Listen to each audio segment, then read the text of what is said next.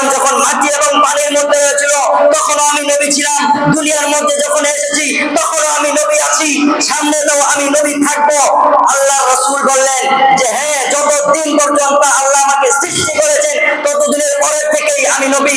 আর তথাকথিত সাহেবরা বলতেছে 40 বছর পরে নাকি নবী হয়েছে। তাদের এই কথা বিশ্বাস করা যাবে? তাদের এই কথা বিশ্বাস করা যাবে? এই আহলে হাদিস মার্কা, এই গুন্ডা মার্কা মৌলবীর কথা শোনা যাবে? তাদেরকে এক কথায় তাদেরকে একদম বাদ দিয়ে দিতে হবে। তাদের কোনো বক্তব্য শোনা যাবে না। যদি তাদের বক্তব্য শোনেন তাহলেই এই আমাদের যুব সমাজ ধ্বংস হয়ে যাবে। কথা বুঝছেন? ক্লিয়ার?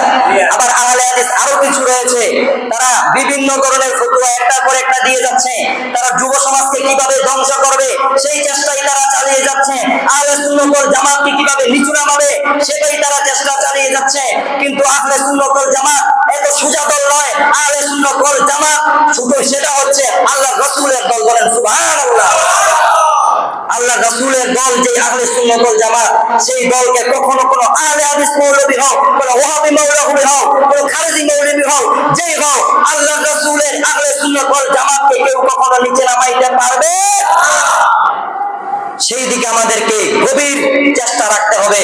আমাদেরকে বেদাতি বলুক, যাই বলুক, আমাদেরকে মিলাদ করলে যদি আমাকে বেদাতি বলে আমি বেদাতি হয়ে গেলাম, কিন্তু রাসূলের মহব্বত নিয়ে মরতে চাই। কথা কোন ঠিক না ঠিক? রাসূলের মহব্বত যার ভিতরে আছে সে যদি বেদাতিও হয়